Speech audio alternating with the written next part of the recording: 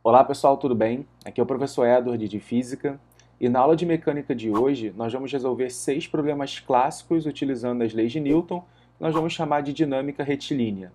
Dinâmica, porque vai envolver forças, retilínea, porque a trajetória que os corpos vão executar vão ser linhas retas.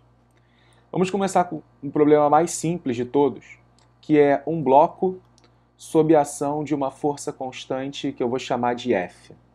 Pessoal, todos os exemplos eu vou fazer numérico para que vocês possam ter uma compreensão melhor da aplicação das leis de Newton. Vamos supor que esse bloco ele tem uma massa m de 2 kg e ele está sob a ação de uma força resultante constante de 10 newtons. Ou seja, só tem essa força atuando sobre o corpo. Quero saber a aceleração dele. Esse problema é o mais simples de todos, porque basta você usar a segunda lei de Newton, F igual a ma. A força resultante é 10, a massa é igual a 2, passa o 2 dividindo, a aceleração 5 metros por segundo ao quadrado. Esse problema não tem dificuldade, tá? O que vai ser difícil, a gente vai ver, é achar essa força resultante que atua no corpo. O nosso segundo problema são os dois blocos se empurrando. Então tem aqui um blocão que eu chamei de 1, um bloquinho 2 encostado no 1, e eu estou empurrando com uma força F pelo blocão 1. O que vai acontecer não tem atrito de novo, tá, pessoal? O que vai acontecer é o blocão 1 empurrar o blocão 2. Eu quero achar duas coisas, a aceleração desses dois caras e quero encontrar a força de interação entre eles. Eu vou começar mostrando a força de interação e você deve estar pensando assim, professor, faz um blocão só e calcula a aceleração. Calma, se a gente fizer isso, a gente não consegue achar a interação entre eles. Vamos fazer o estudo individual de cada um desses bloquinhos e depois a gente faz como se fosse um bloco só. Mas não se afoba, porque senão depois vai ser difícil a gente resolver outros problemas. Primeira pergunta que você vai se fazer é: quais são as forças que atuam nesses corpos? Nós temos o peso, chamado de P1, o peso, chamado de P2. Eu não vou botar setinha não, tá, galera? Eu vou preocupar aqui só com o valor mesmo numérico. Aqui nós temos uma normal. Por que a gente tem normal? Porque eles estão encostados no chão. E o blocão 1 está sob a ação da força F. Por que a gente não está marcando a força F aqui? Porque olha para o desenho. A força F só atua no bloco 1 e não no bloco 2. O bloco 2 é empurrado por uma outra força que eu vou chamar de F12. É a força que 1 faz em 2. E aqui nós temos a reação, F21, a força que 2 faz em 1. É só o nome que eu estou dando, não se preocupa, vai te chamar de X se você quiser. Como é um par de ação e reação, essas duas forças são iguais, por isso que eu até botei aqui elas com a mesma cor. Vou chamar tudo de F12. Agora o que você vai fazer é escrever a segunda lei de Newton para cada um dos blocos. Então vamos começar com o bloco 1.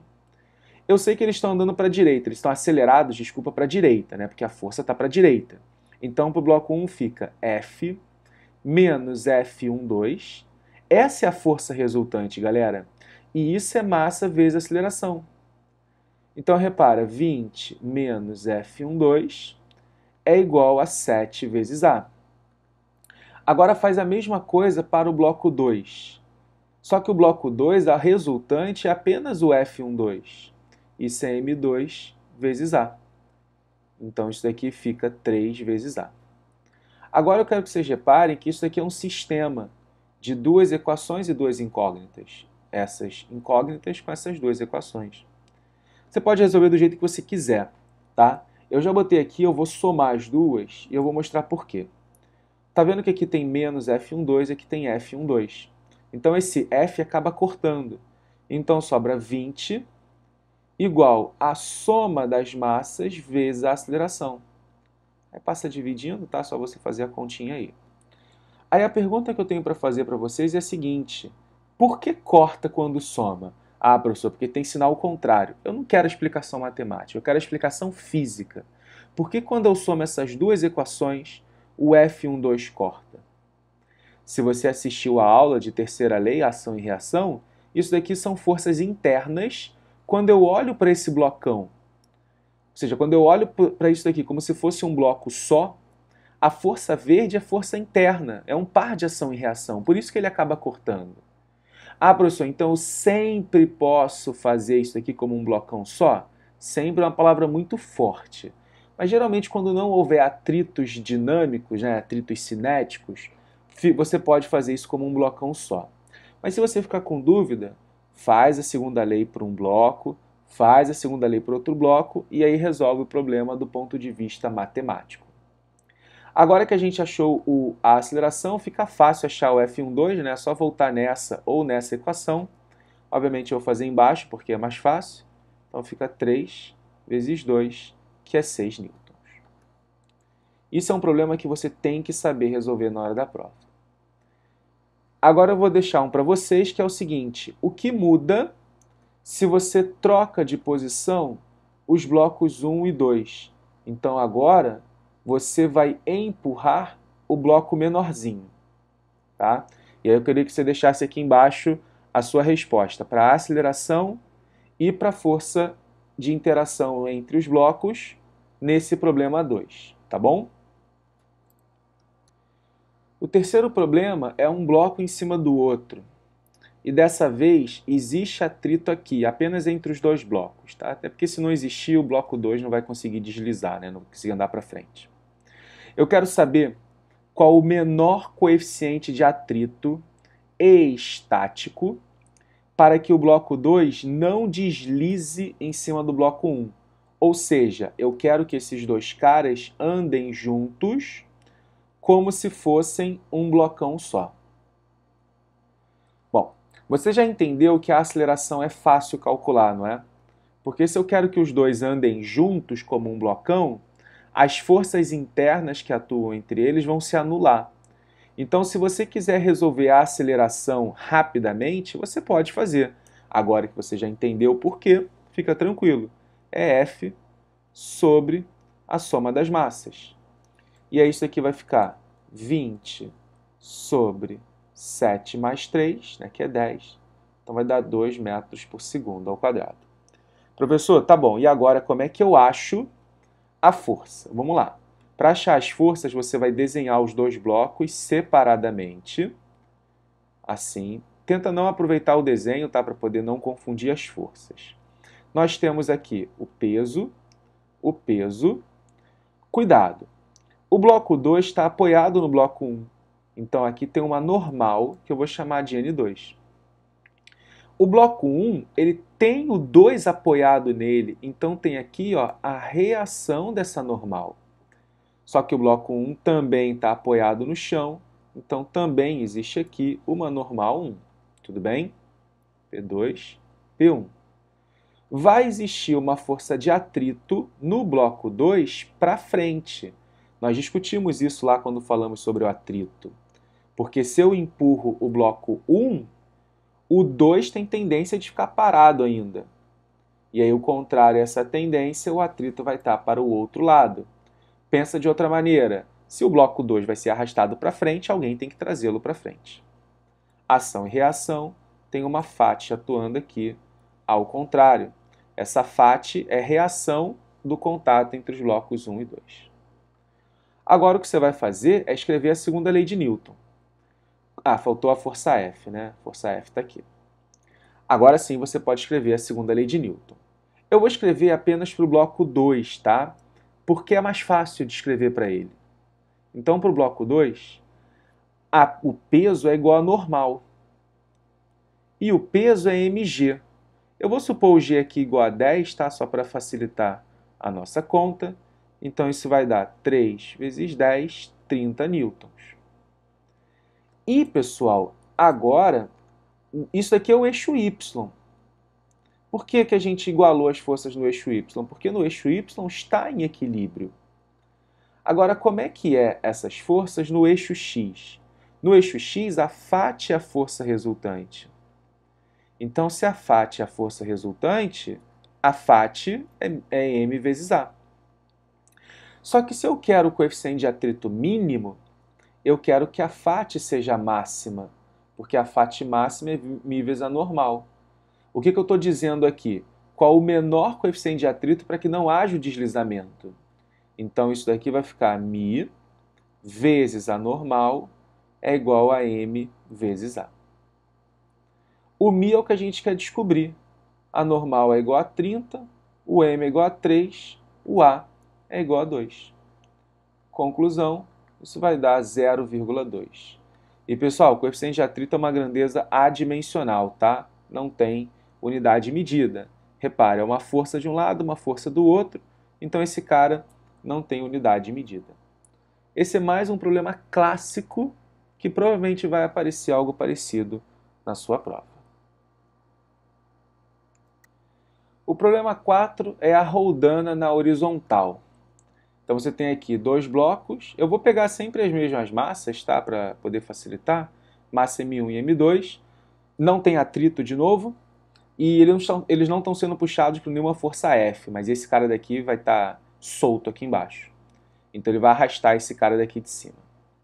Eu quero achar o valor da aceleração desses dois blocos e o valor da tração aqui nessa corda. Então vamos lá, a primeira coisa que você vai fazer, marcar as forças. Como aqui os bloquinhos já estão separados, acho que fica fácil a gente marcar sem precisar redesenhar. P1, P2, as trações já estão marcadas, falta só a normal aqui.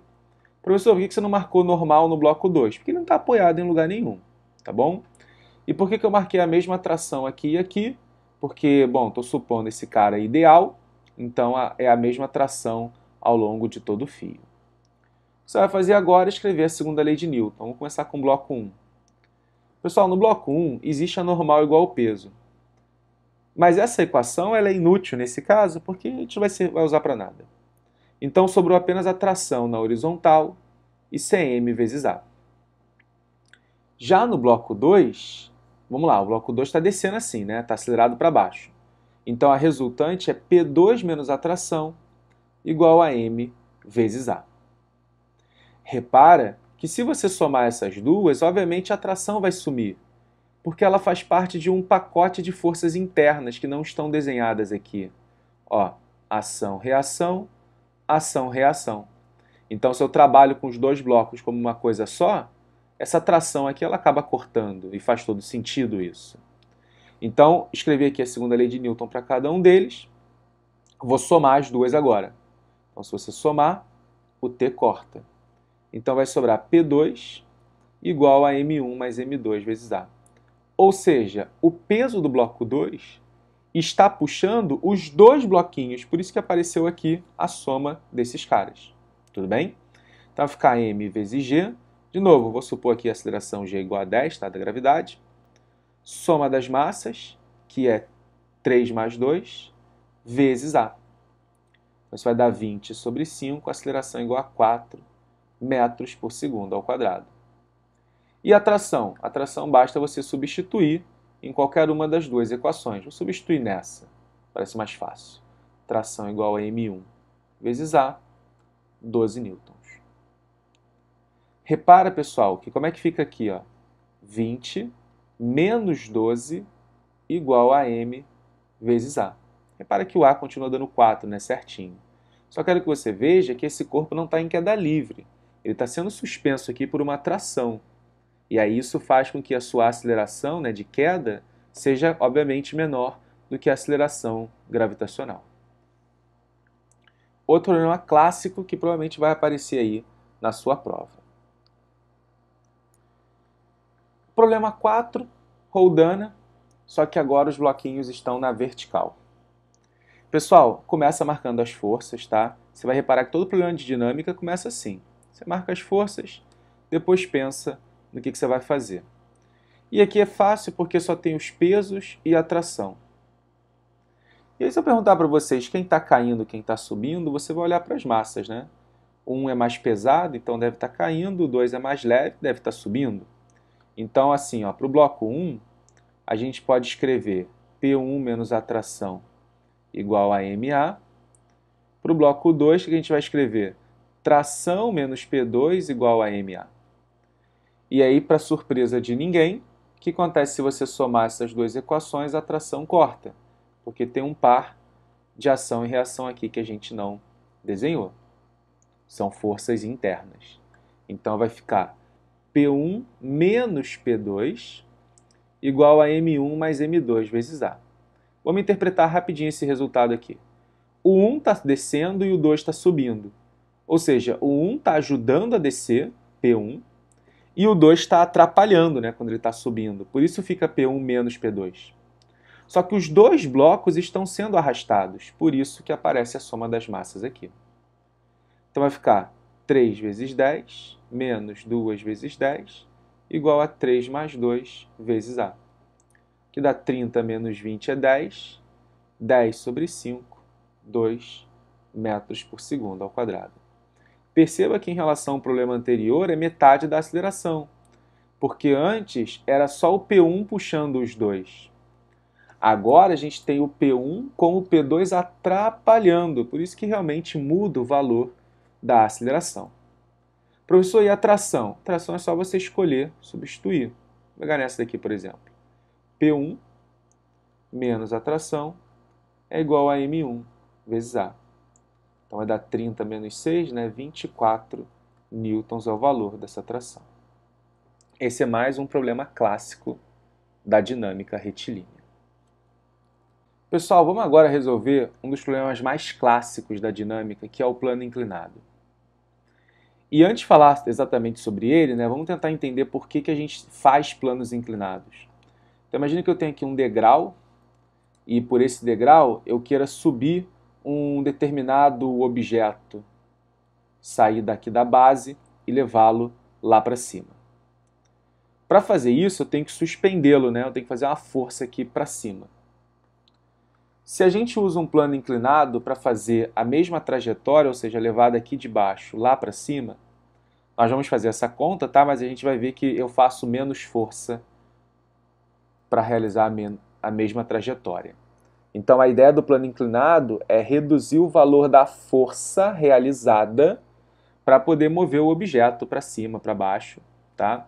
Já vê depois que o trabalho é o mesmo, a energia é a mesma, mas diminuindo a força, a gente diminui a potência realizada sobre o objeto. Só para você ir guardando algumas palavrinhas que a gente vai usar já já.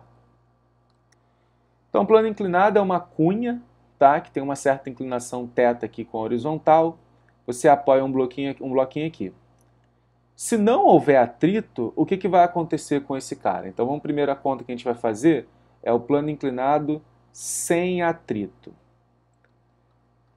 Bom, nós vamos ter o peso e a normal atuando apenas. Só essas duas forças. Lembrando que a normal ela é perpendicular à superfície, tá?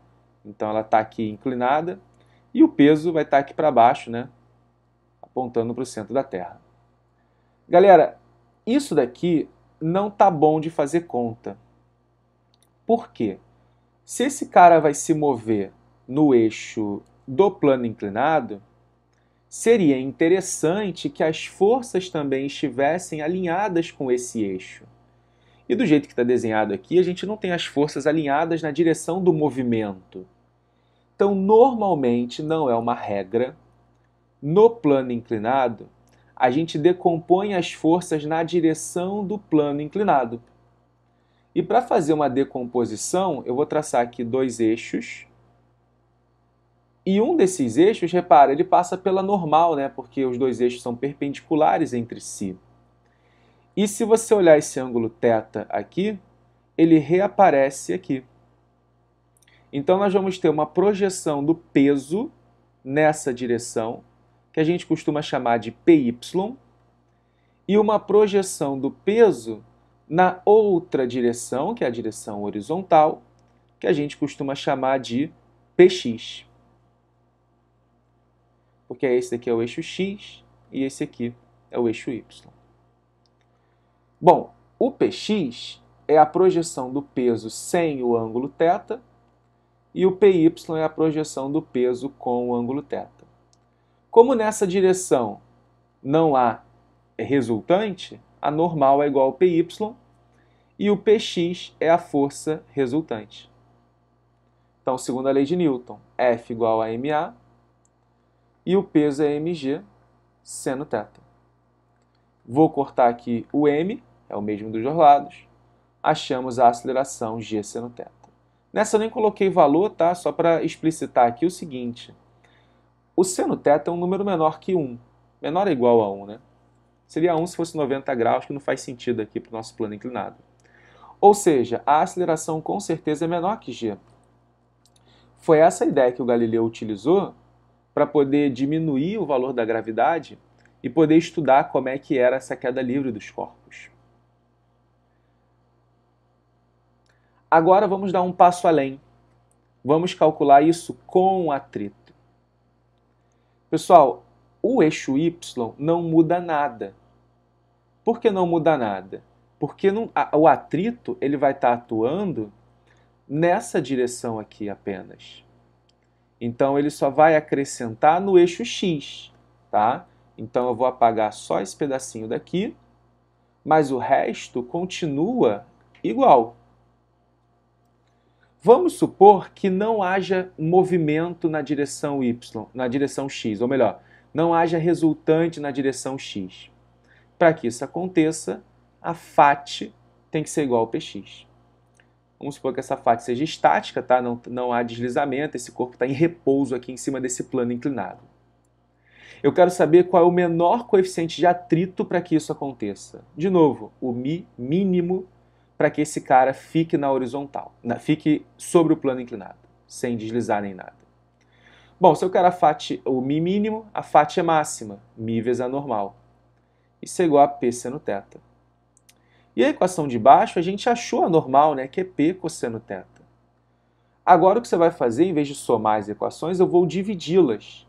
Porque a normal corta, o P corta. Então você fica do lado esquerdo apenas o μ, do lado direito seno sobre cosseno, que é a tangente. Ou seja, o menor coeficiente de atrito para que esse cara consiga permanecer em repouso tem que ser igual à tangente desse ângulo θ. Ou seja, vamos supor que isso aqui está em equilíbrio exatamente nessa condição. Se você aumentar a inclinação, esse cara começa a deslizar. Se você diminuir a inclinação, obviamente não vai deslizar, mas aí não precisa ter tanto atrito assim para poder segurar esse corpo. Tudo bem? Galera, esses 6 exemplos que nós fizemos são exemplos clássicos. Obviamente, eles não resolvem todos os seus problemas, mas a maior parte dos problemas de dinâmica eles vão ser atacados dessa mesma maneira. Isolar os corpos, marcar as forças, ver onde a resultante é zero e onde não for, escrever a segunda lei de Newton. Tudo bem? Eu espero que vocês tenham gostado dessa aula e até a próxima.